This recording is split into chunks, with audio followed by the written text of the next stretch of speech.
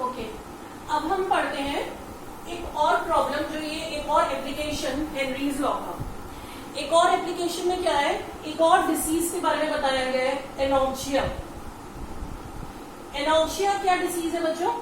Actually में अभी मैंने आपको एग्जांपल दिया था, पिछला वाला एग्जांपल डीप सी डाइवर्स का, जो सी में बहुत अंदर डाइविंग करते हैं। उनमें मैंने आपसे बोला था डीप सी में प्रेशर हाई है तो गैसेस की सॉल्युबिलिटी बढ़ चुकी है, सॉल्युबिलिटी इंक्रीज। अब हम बात कर रहे हैं हिली रीजन्स की। हिली रीजन्स पे जो लोग रहते हैं वो इस प्रॉब्लम से सफर करते हैं, एनॉक्सिया। क्या प्रॉब्लम है ये? हिली रीजन्स पे एटमॉस्फेरिक प्रेशर क्या है, सभी को पता है, कम है, प्रेशर वहां पर कम है। जब प्रेशर लो है तो सॉल्युबिलिटी भी लो हुई, सॉल्युबिलिटी ऑफ गैसेस कम हो जाएगी, ठीक है। सॉल्युबिलिटी ऑफ गैसेस कम हो गई अकॉर्डिंग टू हेनरीज लॉ। तो क्या होगा, जितनी ऑक्सीजन बॉडी में डिसॉल्व होनी चाहिए थी उतनी नहीं हो पा रही, क्योंकि सॉल्युबिलिटी कम हो गई। तो oxygen dissolve in body decrease, oxygen की कंसंट्रेशन कम हो रही है।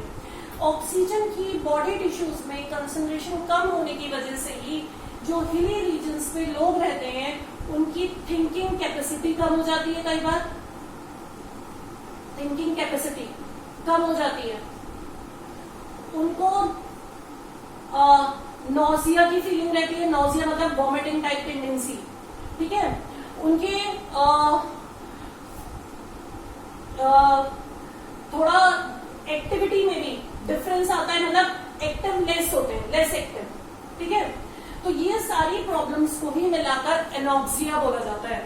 उनको क्या प्रॉब्लम हो गई है, एनॉक्सिया, और वो क्यों हुई है? क्योंकि ऑक्सीजन की सॉल्युबिलिटी कम हो गई थी ब्लड के अंदर, और वो क्यों कम हुई थी? ड्यू टू हेनरीज लॉ, ठीक है। तो ये हेनरीज लॉ के बारे में हम अभी तक पढ़ रहे थे। अब ये हेनरीज लॉ का टॉपिक खत्म हो गया। अब हम कुछ क्वेश्चंस करते हैं और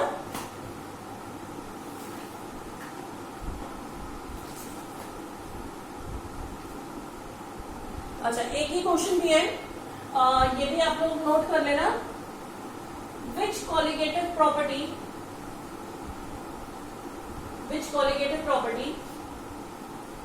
is more preferred for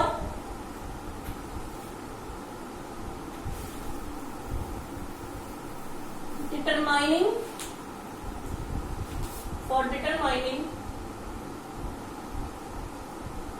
molecular weight of macromolecules। Macromolecules का मॉलिक्यूलर वेट निकालने के लिए कौन सा मेथड ज्यादा प्रेफर किया जाता है? देखिए, इसके लिए क्या है, हमने 4 मेथड पढ़े कॉलिगेटिव के। कौन कौन से?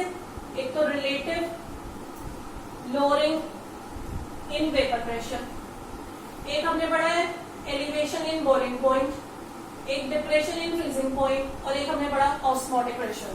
क्वेश्चन ये है, मैक्रोमोलिक्यूल्स के मॉलिक्यूलर वेट निकालने के लिए इसमें से कौन सा मेथड बेटर है? पाई ज्यादा बेटर मेथड है। मैक्रोमोलिक्यूल्स क्या होते हैं? पहले तो मैक्रोमोलिक्यूल्स होते हैं जो काफी लार्ज साइज्ड मॉलिक्यूल्स होते हैं, जैसे प्रोटीन। अभी आगे आपका एक चैप्टर है, वहां पे मैक्रोमोलिक्यूल्स के बारे में पढ़ेंगे। प्रोटीन्स, स्टार्च, ये मैक्रोमोलिक्यूल है, काफी बड़ा मॉलिक्यूल होता है इनका, ठीक है। इनका मॉलिक्यूलर वेट भी बहुत ज्यादा होता है।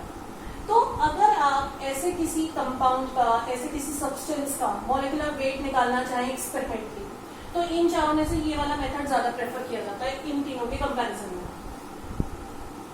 क्यों प्रेफर किया जाता है? एक तो पाई को तो रूम टेम्परेचर पे मेजर किया जा सकता है, और बल्कि इन दोनों को मेजर करने के लिए जो टेम्परेचर की रिक्वायरमेंट होती है वहां तक पहुंचने तक, उस टेम्परेचर तक पहुंचने तक ये जो मैक्रोमोलिक्यूल है ये डिकम्पोज हो जाता है, ये डिकम्पोज हो जाता है। तो जब डिकम्पोज हो गया तो मॉलिक्यूलर वेट कैसे मेजर होगा? एक और ड्रॉबैक क्या है relative lowering of vapour pressure?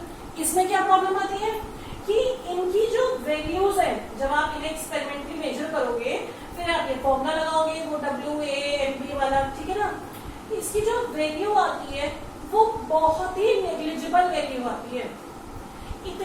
है कि उसको मेजर करना ही काफी डिफिकल्ट है और फिर उससे कैलकुलेशन करना और भी डिफिकल्ट है। तो इन प्रॉब्लम्स को ओवरकम करता है ये वाला मेथड, इसके साथ इतनी प्रॉब्लम नहीं आती, तो pi is a better method. ठीक है, तो एक तो ये क्वेश्चन था जो मुझे बताना था आपको।